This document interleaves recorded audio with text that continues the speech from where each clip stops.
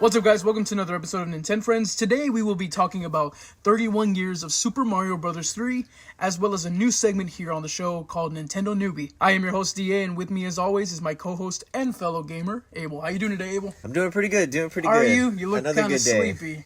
Yeah, it's one of those sleepy Sundays, but you know what? I always gotta get hyped up for doing these podcasts. So. Alright, let's do this.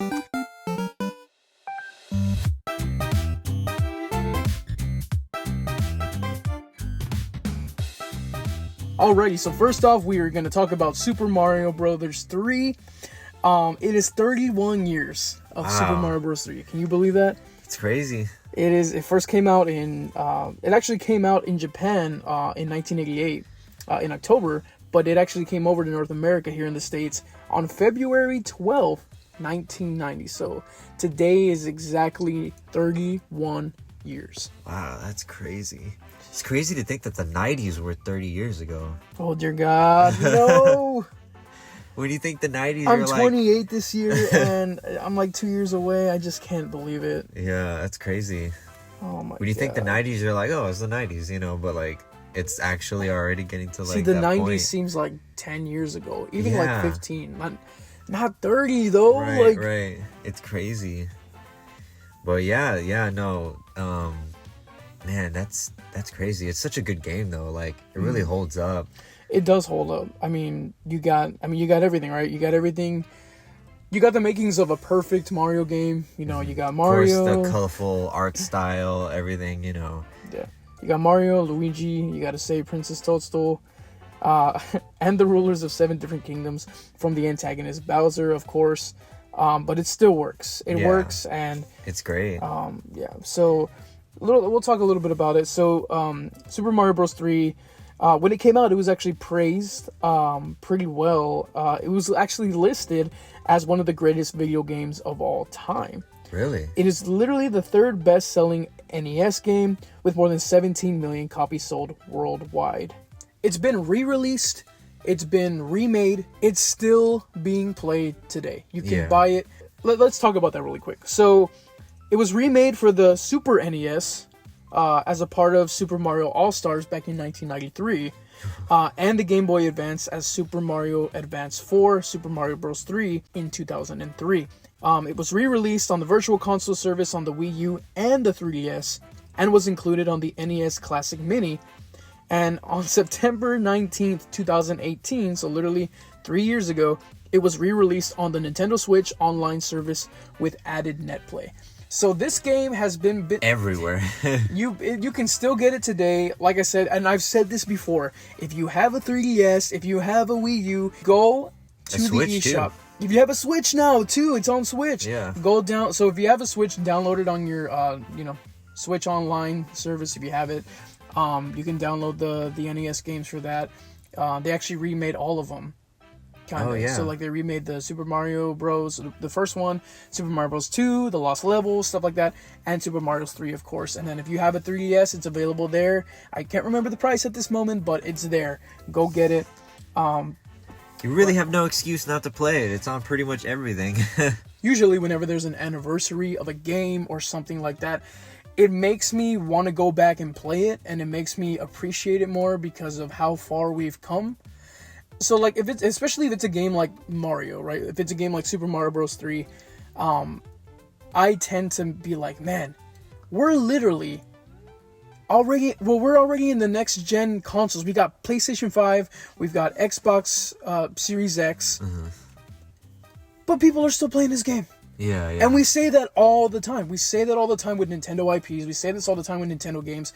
People are still playing it. There is still a market for these types of games, and the games that were basically based or inspired by Super Mario Bros. And Super Mario, in this case, Super Mario Bros. 3. Yeah. The Tanuki suit is still being used. Right. And I believe Super Mario 3 was also the first game that introduced what do you call them? I guess you call them Koopa Kids. Koopa Kids? Yeah, but all the Koopalings? Yeah, the Koopalings. Yeah. Was it Lenny, Iggy, all them? That's the first game that introduced them as like antagonists, and I also think that they were in the animated show.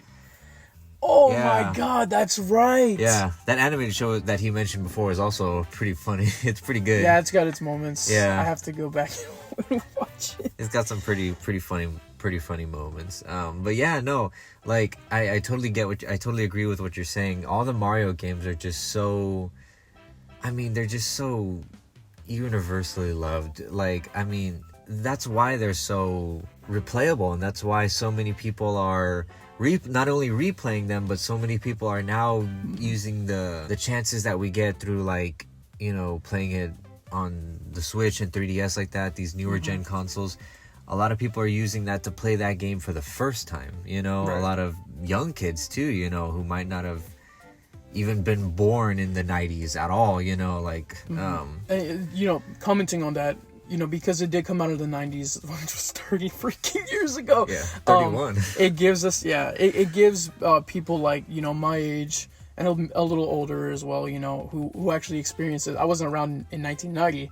I was born in 93. But for people who were around during this time or who grew up with this game, they can share it with their kids, man. Oh yeah, They can share it the with family their connections, family. the Nintendo has always nostalgia. been family oriented, and I think that's why they're still around. They've still been able to be relevant in this next gen phase and in every phase of, you know, new consoles and new hardware and everything, that they're still able to keep up. They're still able to be, you know, one of the top anything in gaming, the top sellers, top brands. But Super Mario Brothers 3, man, my favorite suit of all time, the Tanuki suit. Like I said, we're still seeing that. You see it in Mario Kart 8 on Switch. You've seen it on Super Mario 3D World. You've seen it on Super Mario 3D Land for the 3DS. You know, you see it. I tend to gravitate towards that suit. It's my favorite suit. And It's in Super Mario Maker too, isn't it?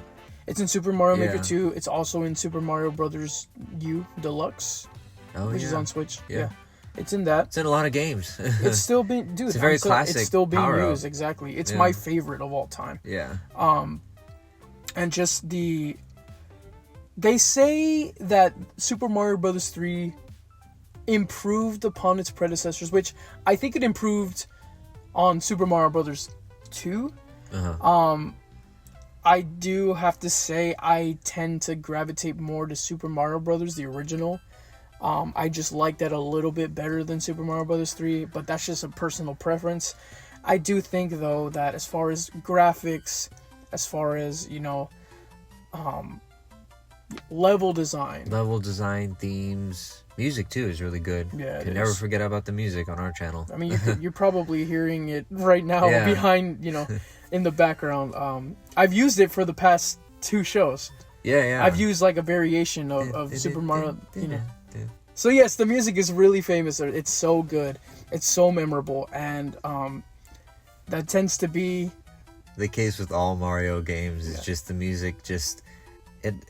I feel like weirdly enough, the music is all just part of one huge, like, just cinematic, like, score, and like all the Mario music together out of all the Mario games is just like, I feel like it's so like of the same, you know what I mean? Like, it's in its DNA, man. it's Like, it's just like its own thing. not. It's like its own genre of it's music. not the same. Like, it's not Super Mario Brothers 3. It's not Super Mario Bros. It's not without the music. Yeah. Like, it's not Super Mario 64 without the music. And I don't think you can say that about... You can say that about a lot of games. But, like, Yeah. you know, with a game like, let's say, an open world game, right? Do you remember... Because there are some scores that people do remember. I'm not, you know...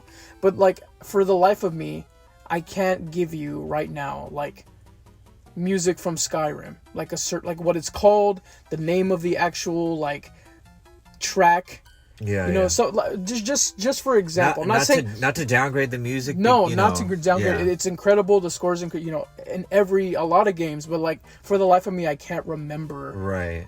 like a track. Yeah, it's just something about because Mario has so much character. The character has so much personality. The games have so The much personality. sound has like, you know, it's Yeah. Mario. Even though you may have never, like, you haven't played that game in years, you're just like, oh, that's a Mario track. Yeah. For sure, that's a Mario track because it has its own sound. but Super Mario 3 is no different when it comes to its predecessors, when it comes to the music. But 31 years of this game, it's a game that I keep coming back to. As far as sales, when it first came out, so there's a reason why Super Mario Brothers 3 became a best-selling game. There was a movie back in the 90s, right before it came out. It was called The Wizard.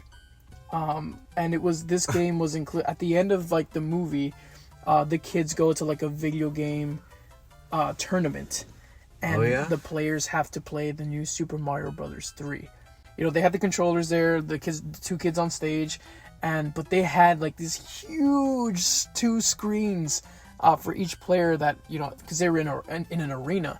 But it was so like cool, and I think that movie had a kind of a role in the sales of it, because like once that, like I said, it hadn't come out yet. So this was like them showing gameplay footage of a game that had yet to come out. Yeah, kids lost their minds. That's crazy, man. So it's such a 90s thing to do, like, because in the 90s everything was so crazy and just like bold and I feel like especially with video games, they were so experimental in the 90s with video games. That I feel like that's so characteristic of 90s video game companies. Just let's make a movie, before the game comes out, like. I mean, I definitely do think, obviously, it was a marketing technique. Oh yeah, for sure, yeah. And because kids lost their minds. I believe Levi Buchanan from IGN considered Super Mario Bros. 3's appearance in that movie. I think he referred to it as a show-stealing element, and like a 90-minute commercial for the game. So like the game actually sold 250,000 copies in its first 2 days of release, according to a spokesperson for Nintendo. By 1993, the game had sold 4 and 7 million unbundled units in Japan and the United States, respectively. Wow. So, I mean, in the United States alone, the game generated over, I want to say about maybe $500 million US in revenue for Nintendo. Like, that's just crazy. Like, so so like $500 million is a lot of money today. You think about how much money that is in 1990. Yeah. Just selling one item, one game, $500 million in revenue for Nintendo, for Super Mario Bros. 3. Like, that is just, it blows my mind, man. And dear Lord, to top that off, in October of 2009, the Virtual Console version had sold 1 million copies. So not only, did its release, like, when it actually came out, it was a lot. Years later, in 2009, when it was released for other consoles, for the Wii and the DS and everything like that, it sold over 1 million copies. Really? Yes. Like, this is literally one of the best Mario at his best, I believe. That's very cool. It's super. I mean, it's Mario. You can't really expect anything, less from Mario. Yeah. But according to Shigeru Miyamoto, Super Mario Bros. 3 was actually conceived as a stage play. Yeah, I've heard talk about that, the whole design of the game, which I think is pretty cool. Like, the whole design of the game has like platforms that have like screws on the corners. The title screen has a stage curtain, and like every time you finish a stage, you kind of walk off stage and it's black, you know. So I have heard that before, and like I get it looking back on the game now when I played it. Like, the aesthetic of the game is definitely like kind of it's crafty, like it looks like everything was like posted up, it's cool. It kind of makes you wonder, like, I kind of want to see the stage play. Like, I kind of want to see what that would look like. Nintendo, if you're listening, that could be something to, like, Broadway. I don't know, like a Broadway, like a Broadway music. Let's go. That would be Mario. definitely interesting. Just like have a musical about Mario. And I'm a Luigi, your brother. I dig it. I'm so stupid. I'm sorry. But yeah, I think that's a really cool story behind the design and everything like that. But it would be interesting to see something like that. Yeah. Even like a YouTube video, like a short or something. There's a lot of potential there. Yeah. Just the game itself is super creative with that whole idea. But I would say so. We'll end with this. What is your favorite thing about Super Mario Bros. 3? I think I really like I like the shapes. No, well, I mean, what I was gonna say was I really like the aesthetic of the game. I like that The shapes. I don't, Okay, yeah, no. I Yeah, like it that is. It is. Yeah, I like that it takes that theme of a stage play. It's so random, but like it's so, I don't know. It just it gives the game personality. I think it's interesting. I think it's super creative. It's out of the box, you know. There was really no further explanation other than, oh, it's a stage play. This one's a stage play. You know, this is what it looks like. You know, like I think that's pretty creative. You know, like they're like, why not? Why can't it be a stage play? Why can't, you know, the levels look like this and end like this, and you know. I gotta say that's probably the most. I think that's what stands out the most about the game. I'd say, just the whole design of it and that whole theme of it. I really like that. So I'd say that's probably my favorite aspect.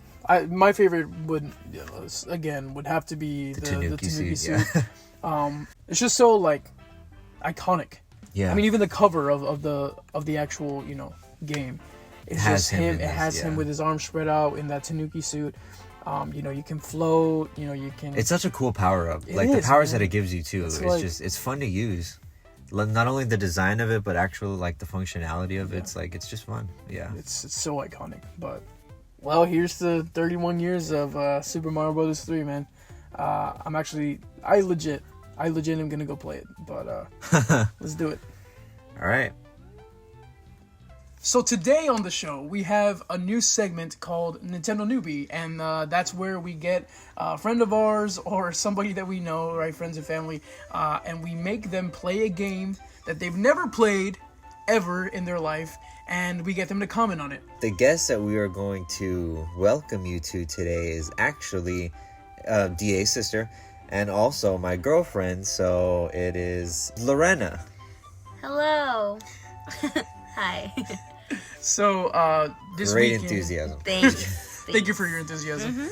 But this weekend we had you play Captain Toad's Treasure Tracker. Yes. And so for everybody listening on Spotify, what you're about to hear, okay? If you're watching this on YouTube, you're about to see it, but what you're about to hear right now is little clips, little highlights from her first time playing Captain Toad Treasure Tracker. So getting her reactions and stuff like that. It's just a short, like a couple of seconds. But without further ado, here it is. Why can't I? Go up, hurry up. I'm a freaking beast mode. Can I fall off of this? I'm afraid I will. Where are you going, Toad? I can't walk in a straight line in real life. And I can't walk in a straight line in video games either. Okay, don't fall down because that's what happened last time. Freaking stupid. Oh, I see. It went up. Okay, walk straight, Toad. Yay!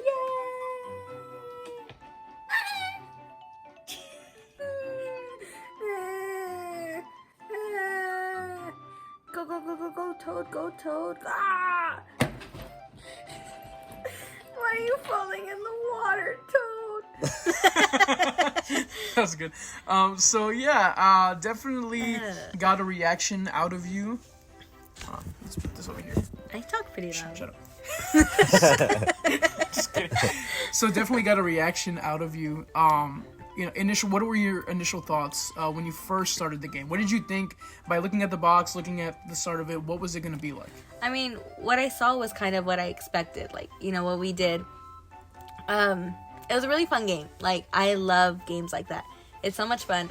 The only problem is I am horrible at playing games.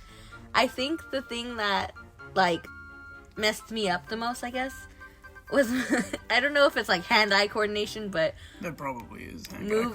moving the camera and moving as well, I that made me So like die multiple both times. your thumbs. And... Yeah, I can't do that. Uh-huh. So it was very frustrating for me doing that. And but sad too. Apparently. Yeah, I kept on dying. That's not fun. So those are your initial reactions. What was your favorite part of the game, or what were your favorite parts about Captain Toad Treasure Tracker that appealed to you and actually, stuck with you? I like how it had a 2-player mode, so I was able to not have assistance. Yeah, I was, I could actually enjoy the game and get somewhere having the help of someone else, But it was fun, because there's a point where, there's a part where one player is actually moving through the game, but you have to move the camera. So the second player has to move the camera. And I think that was just fun. Like, you have to follow where they're going, move the camera. And there was another part where, in 2-player mode, where, the second player, the person who's moving the camera, could also throw tomatoes at any object. So there were like turnips and like fruit, and where you can. I didn't even know that about the game. Yeah, and they could destroy the enemies, or get coins, stuff like that. Items that you can get with that. Yeah, it was pretty fun. I really liked that because it's one for me not stinking up the whole game and staying stuck on a level for I don't know how many turns, and also just teamwork. It's fun. Like, you gotta come this way. Stuff like that. Yeah. So, what did you find the most frustrating about the game? Something that you like, a fault that you found in the game. I kept on falling off the dang things, like the ledges. The ledges. I kept on falling and I had to start all over again. Yeah. That was what was most frustrating for me. Because I'd be there and I'd turn the camera to like see where I'm going, because I couldn't do both at the same time. And I would just fall off. And then I have to do it all over again. But that's just me. I mean, I know there's people out there who know how to play the games correctly. So they actually have fun with it. But for me, since I can't do that, that's what it was. Well, I feel like it just takes practice, For those of you who don't know, Lori is actually not as much of a gamer as DA and I are, so clearly. Yeah. So I think also too, it's just working or just playing, with the Switch and, getting used to just playing games, not looking at the controller, things like that. It can be very daunting at first. But I mean, like with anything, if you just keep practicing at it, it'll become more second nature, to where you're just like, oh, I know you have to press these buttons. Because essentially everything, all of your reactions that we just saw or heard, right? That we saw and heard, essentially that's what gamers go through. All gamers. The games make us, they make us laugh, they make us cry, they make us frustrated, they make us rage quit and just throw the controller down, Just feel all kinds of emotions. Yeah, they make us react in all different sorts of ways, whether it be good or bad. And I think that you witnessed that. I think that you witnessed exactly what we go through and what makes gaming stick with people, what makes, this medium so impactful and why so many people do it. Going back to Captain Toad Treasure Tracker, would you recommend this game to somebody who's never played it before? Oh yeah, definitely. I definitely play it again too. I mean, more Let's practice. go right now. Yeah. Bye, guys. All right. What Show. does he say? What about the adventure? What does he say? Ready for adventure. Oh, I can't hear. Ready for adventure.